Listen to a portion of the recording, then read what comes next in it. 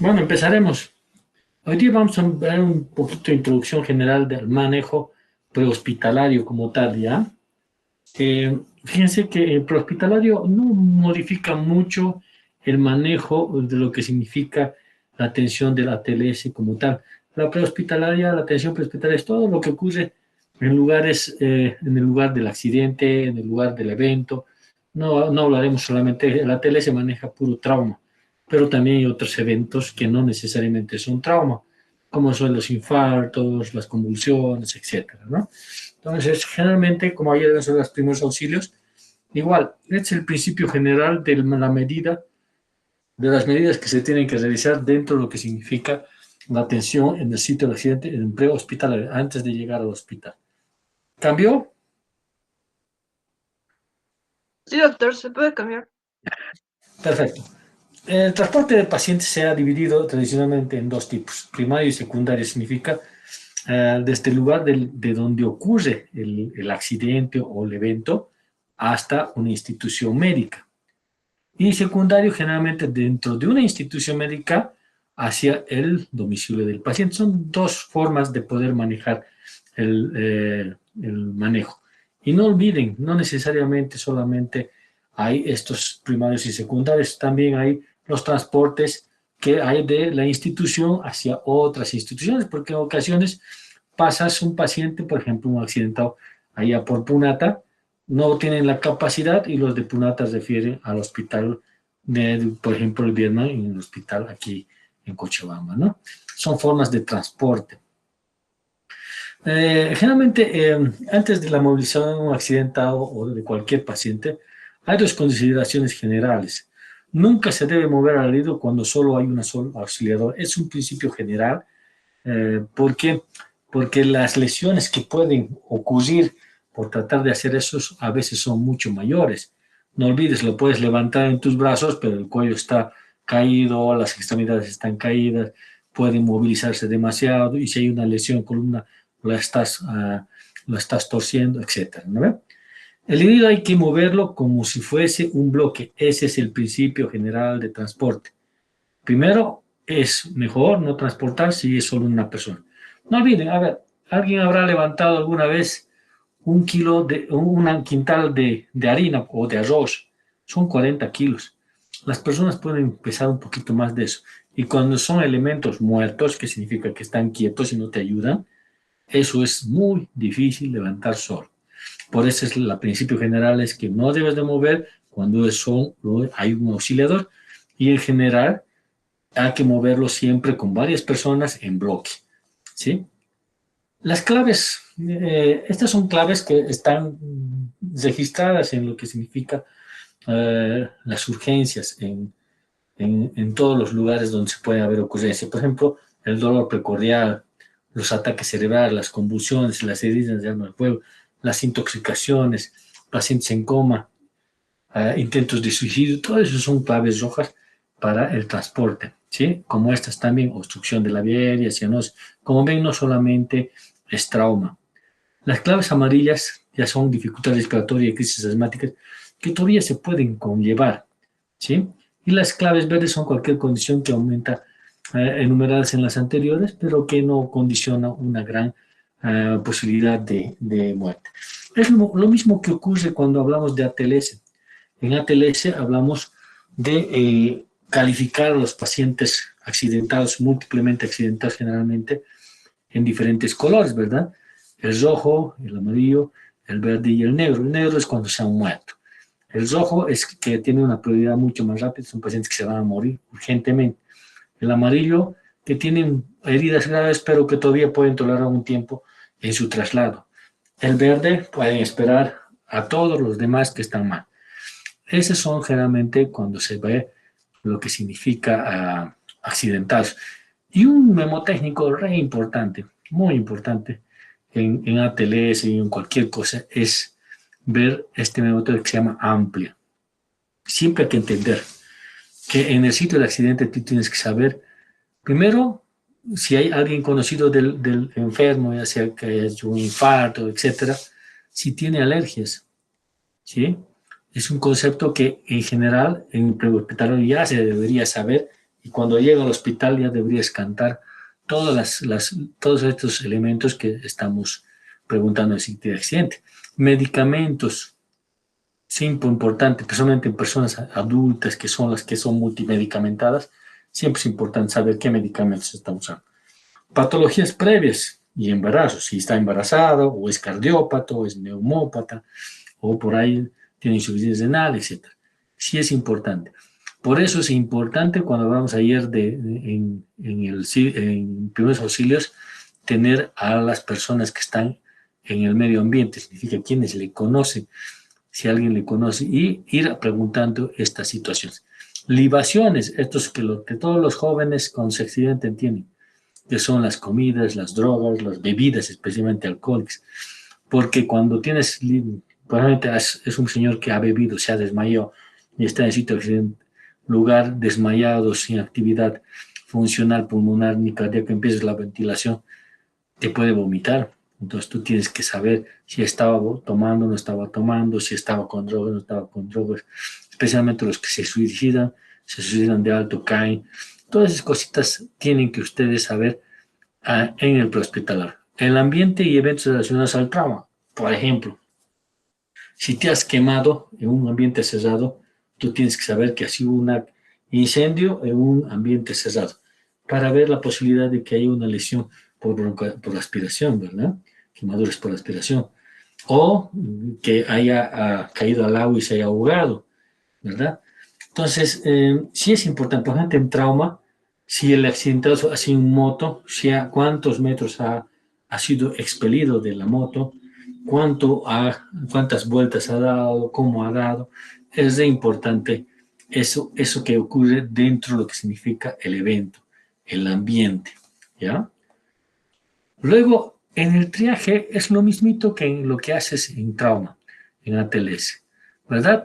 Siempre te dicen en ATLS que hay los múltiples lesionados, los desastres y las guerras, que el triaje diferencia en estos tres tipos de personas, ¿verdad? En la guerra generalmente primero mandan al verde, luego al amarillo y luego al rojo. ¿Por qué? Porque el verde y el amarillo tienen posibilidades de mejorarse y volver a la guerra, ¿verdad? Es otro criterio. No es el mismo criterio que nosotros como civiles manejamos. En múltiples lesionados, desastre, por ejemplo, en autobuses que se chocan o terremotos generalmente o caídas de algún accidente múltiple, ahí difiere, porque el primero es el que va, es el rojo. El rojo es el que normalmente está más lesionado y tiene la mayor posibilidad de morir. Luego el amarillo, el que tiene menos posibilidad de morir, y al último, los que están tranquilos, ¿no? Esa es la forma, y generalmente al último, generalmente se deriva a los pacientes que han muerto, o sea, los negros.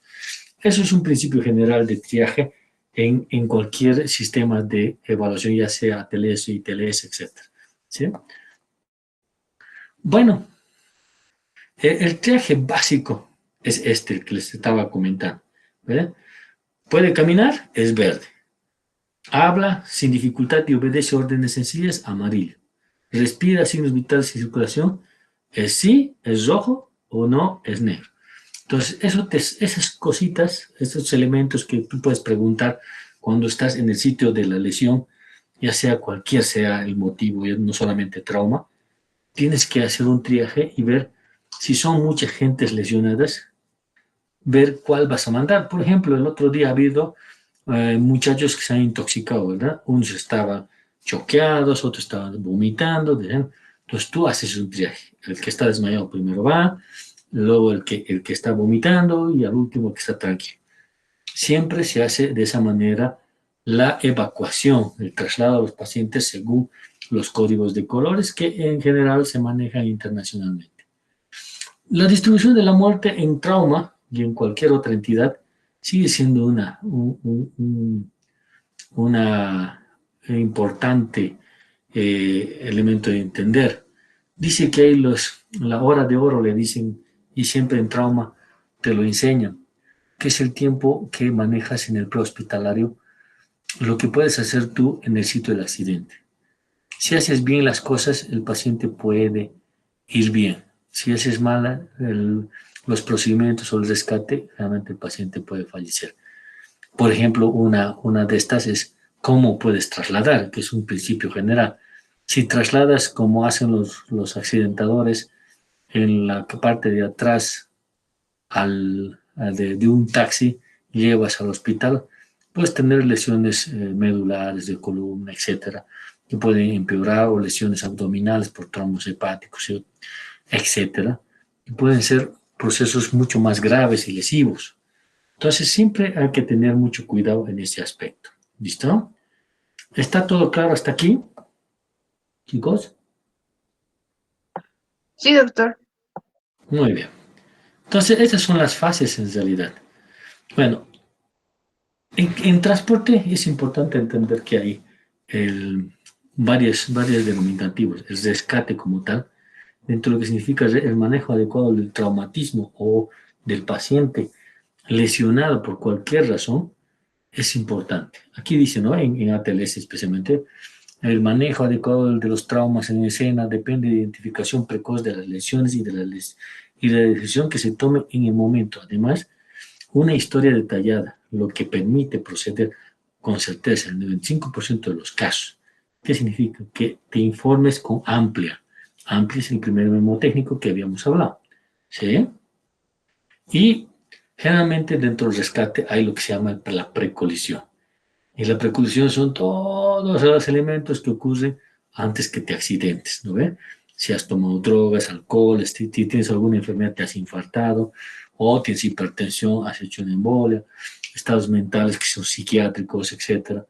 Todos estos son importantes tener como datos en el prehospitalario. La colisión, la lesión como tal, en accidentes en especial, ¿por qué hablo mucho más de accidente? Porque son lo que más van a ver en trauma, ¿sí? O que se esté en cualquier elemento que pueda producirse. Y generalmente el tipo de colisión, cómo se ha realizado la colisión. Es importante, por ejemplo, no es lo mismo que te choques en moto que te choques en auto. Que te choques en auto y salgas del auto. O que te choques en moto y que se estés sin casco. Esos son los elementos que tienes que identificar. Y la poscolisión comienza cuando la energía absorbida por los individuos y vehículos involucrados en el accidente, o sea, cómo ha sido el golpe para que tú tengas una idea de qué tipo de lesión se ha producido. Por ejemplo, la cinética es importante en accidentes, especialmente en tránsito. ¿Sí? El mecanismo de lesión.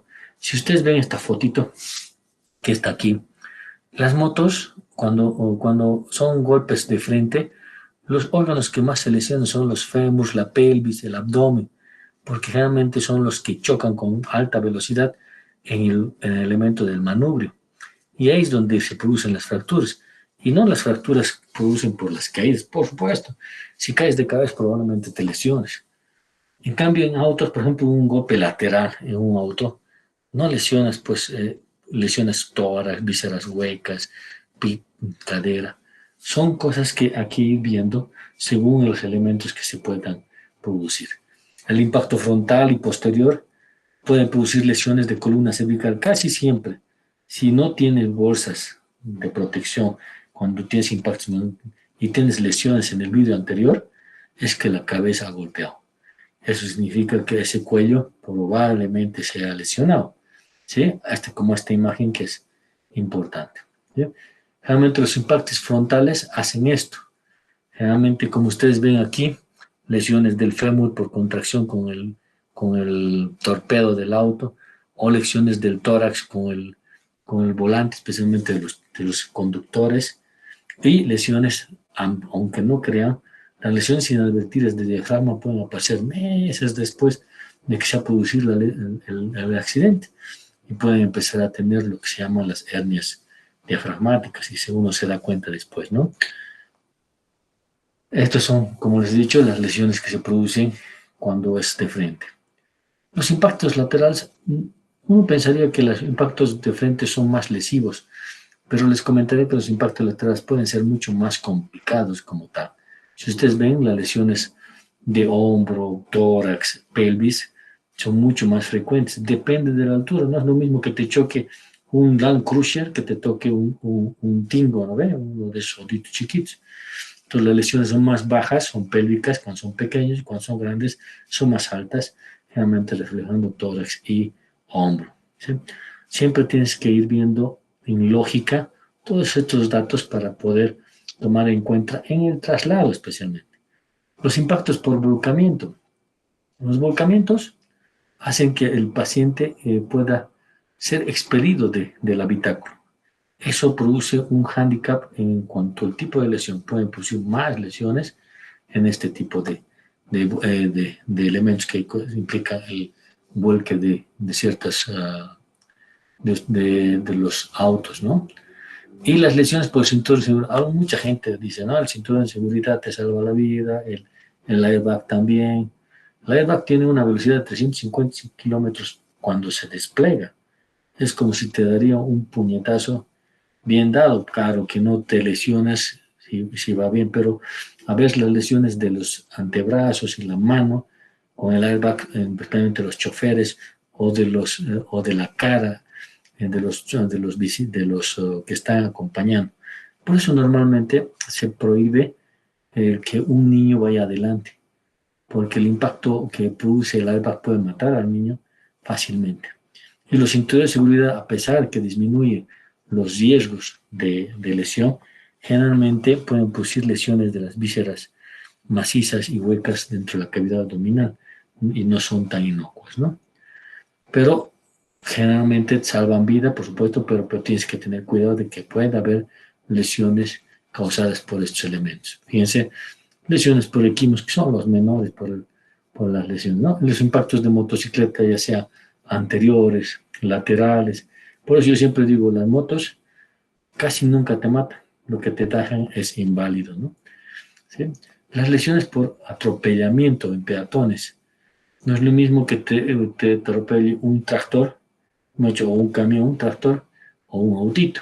Generalmente el autito te levanta hacia arriba y golpeas y caes, pero el tractor te apisa, ¿no? Entonces, y no es lo mismo como esta imagen, que sea un mayor a que sea un niño. El mayor va por arriba, el niño va por abajo. Entonces, el atropello más grave es el que pasa cuando te pasan por encima las movilidades, ¿no? Y no olviden, no solamente hay atropello con autos, sino también hay las motos. Las motos y las bicicletas pueden producir lesiones mucho más severas, incluso en los peatones, ¿no? Las lesiones por caídas.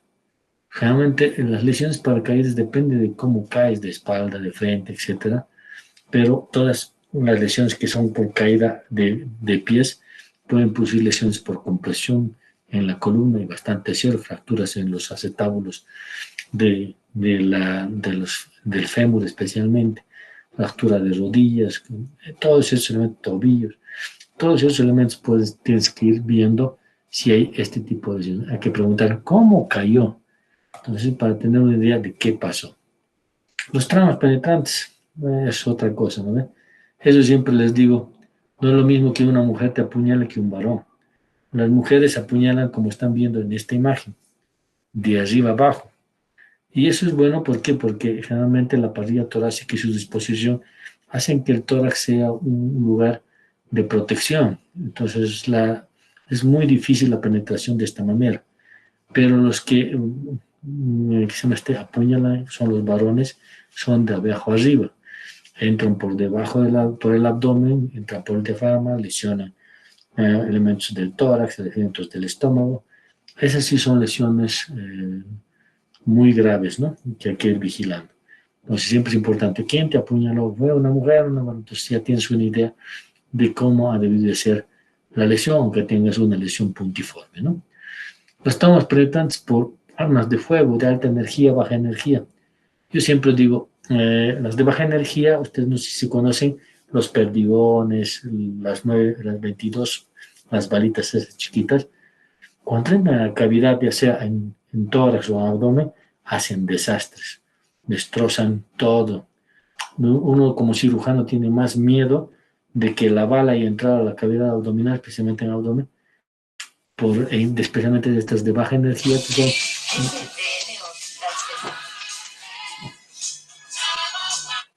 especialmente que tengan esta situación, ¿ya?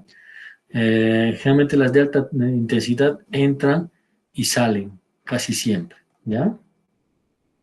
Los collares cervicales son un elemento importantísimo cuando hablamos de trauma. Especialmente todo paciente que ustedes descarten y estén en ambulancias, etcétera, son collares que deben de usar siempre. Los Minervas, ¿sí? Los Filadelfia. Los Filadelfia son mucho más largos, los que más usan son los Minervas, los que tienen un agujerito por delante por si acaso necesitas hacer traqueostomía. Esa es la relación de estos elementos.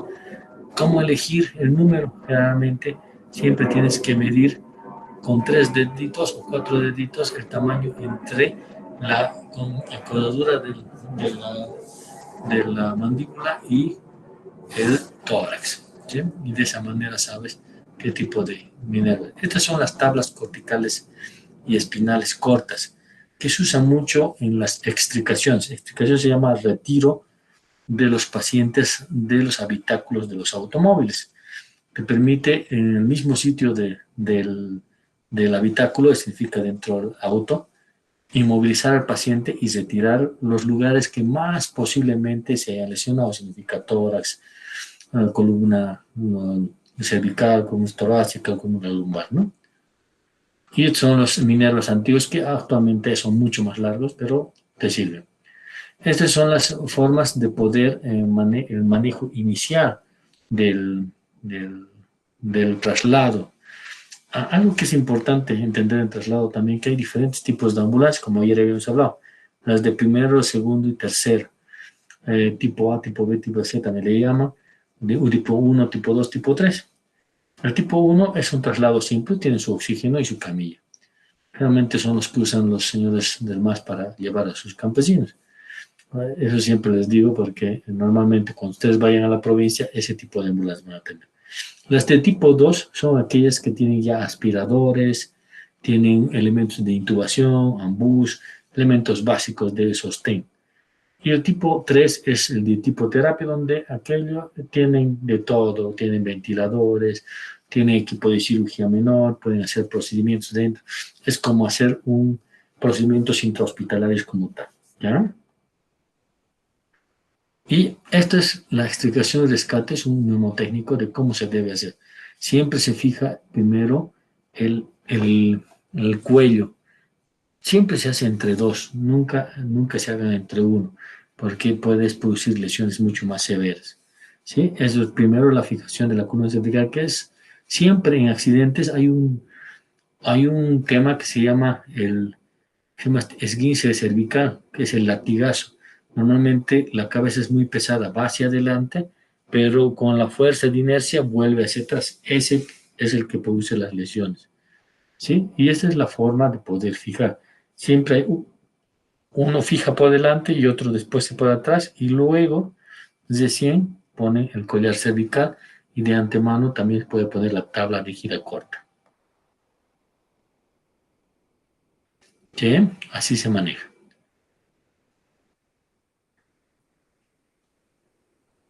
Esto creo que está. No sé por qué no está. Está. Esto es una maniobra de extricación, ¿sí? ¿Cómo se debe hacer? Fíjense, el señor lo está sujetando, viene otra persona por detrás, fija la columna cervical, la cabeza del paciente, el de adelante instala el Minerva o el collar cervical, ¿sí? Y posteriormente se instala lo que se llama la tabla rígida corta. Entonces atraviesan por atrás y fijan. Como ve, no es un trabajo de una sola persona, son varias personas, son señores expertos que manejan este tipo de manejos, ¿sí? Esa es la tabla rígida corta.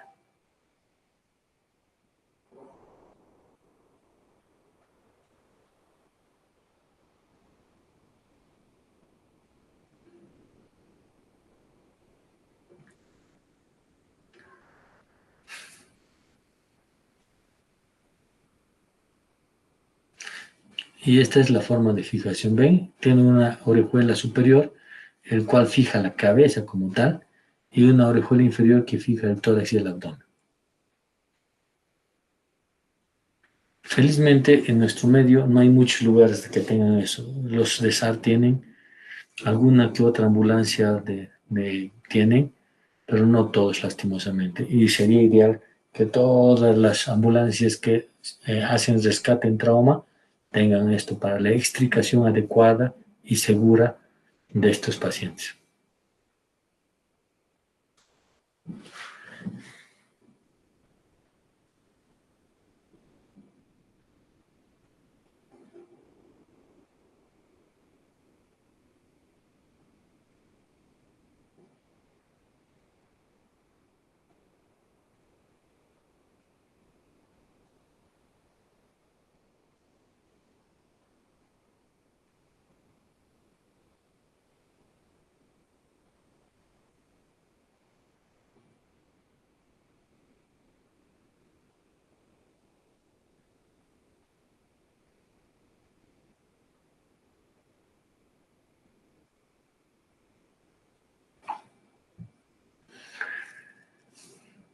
Fíjense, esos son elementos de fijación. Y ya el paciente estando bien fijo, si se dan cuenta, la cabeza, el cuello, la columna ya están fijados. Esta es una extricación segura. Entonces giran en bloque con este paciente y lo van a poner a una tabla rígida larga. Entonces, ese es el mejor sistema de movilización. Como les he dicho, parecería muy fácil manejar pacientes en traslado. No es tan fácil. Por eso es importante saber cómo. Eso que ustedes están viendo que es levantar la camilla rígida, si tú no sabes controlar bien, haces caer al paciente tan fácil porque uno puede perder el equilibrio y se cae. Y de esa manera también se fija a estos pacientes. ¿Listo?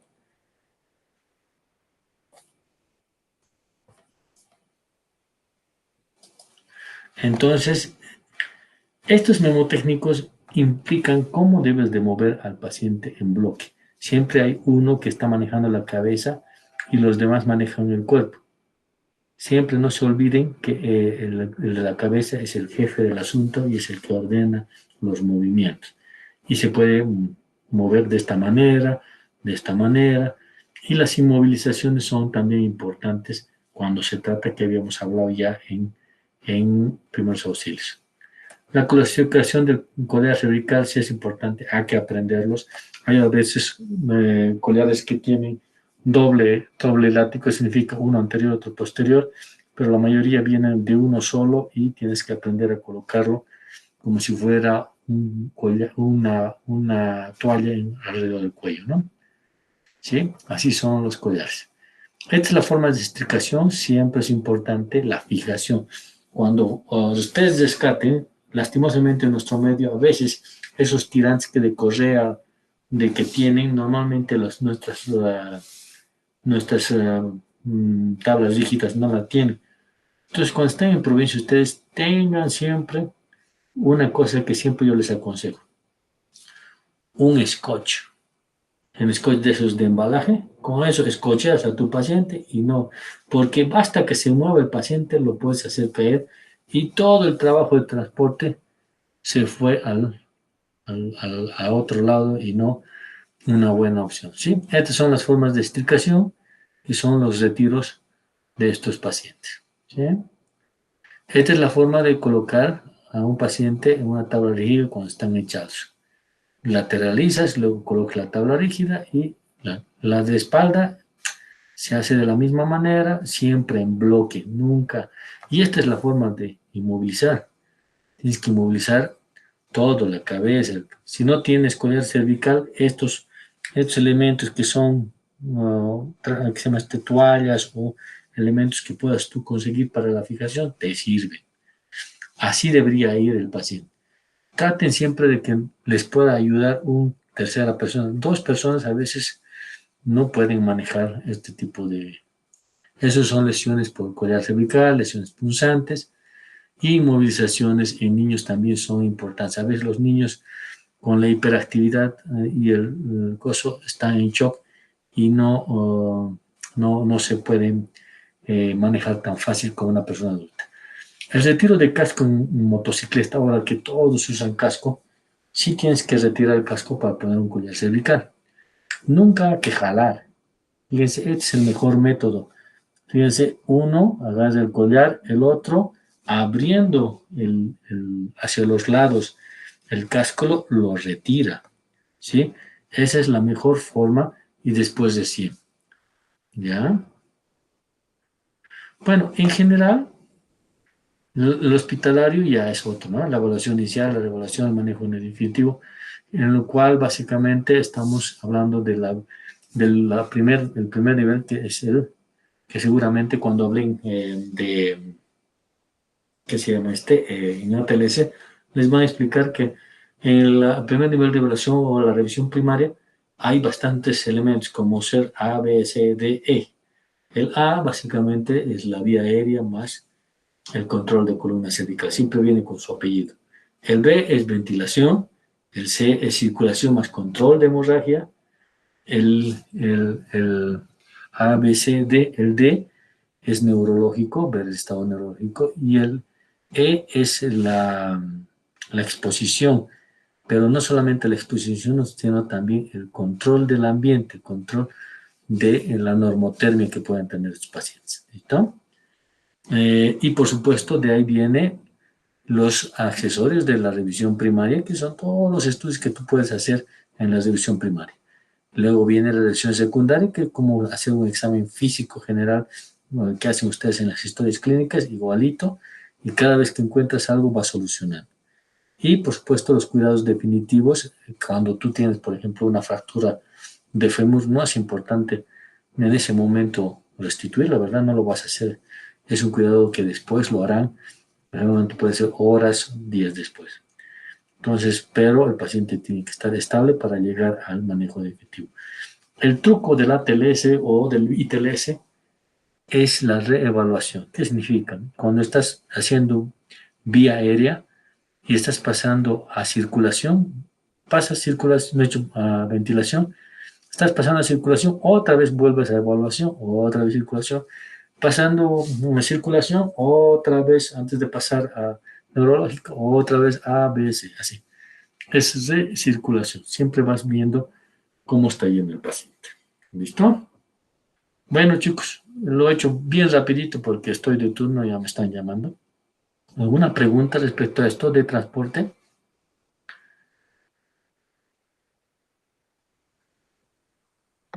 No, doctor. Ya, chicos. Entonces, de todas maneras, todas estas diapositivas yo se las voy a presentar en Classroom. Se los voy a dejar para que vayan leyendo. ¿Listo? Bueno. Bueno, chicos, mañana nos estamos viendo 6 en punto. Otra vez lo siento que sea feriado, pero si no, no me alcanza el temario. ¿Ya? Muy bien. Muy buenas noches. Gracias por todo. Chao, chao.